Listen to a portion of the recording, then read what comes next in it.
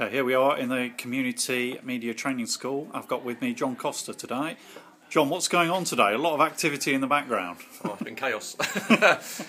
We got contacted by the National Youth Agency to make some suggestions about community-style projects that a group of people from O2 Think Big, from the organisation, they're doing obviously some corporate social responsibility programming with their staff and stuff, some projects. And I said, well, as part of what Citizens Eye does with Tina Barton from Whatbox Participation Consultants, we're actually regional delivery partners for Somewhere 2 East Midlands, and we have access as national partners to the O2 Think Big programme. I've actually been allocating codes to it. So we said, well, why don't we stick to what we're good at, which is running a newsroom for a couple of hours, and invite the guys in here. Two teams went out, and one covered the Dan Busters event, which is content scan on Citizens Eye now, and the other went and followed the trail around sort of Richard III, around the city centre, trying to interview people about the City of Culture prospective bid in 2017. And then 20 guys stayed here and have met 3 different young people about O2 projects they've got planned, things they want to know about internships.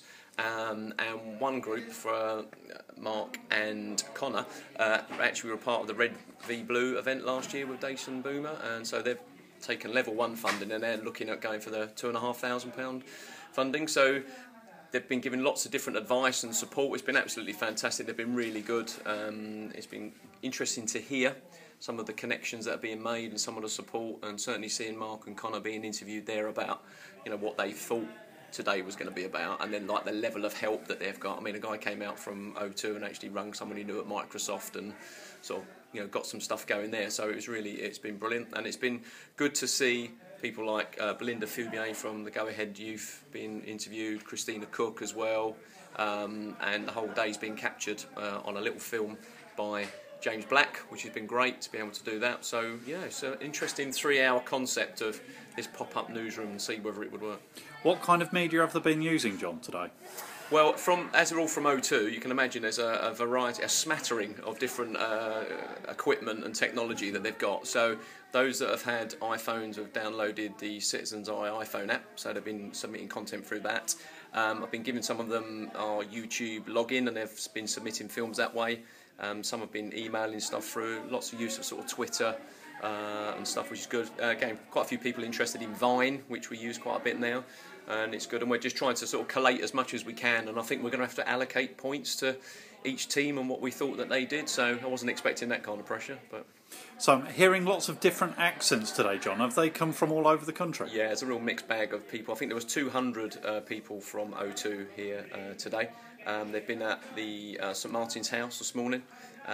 They started there, and they've been going off in groups of 20, 15, 20, doing different projects all over the city. So we've had 2 groups, like I said, one that split into 2, and then these guys here today.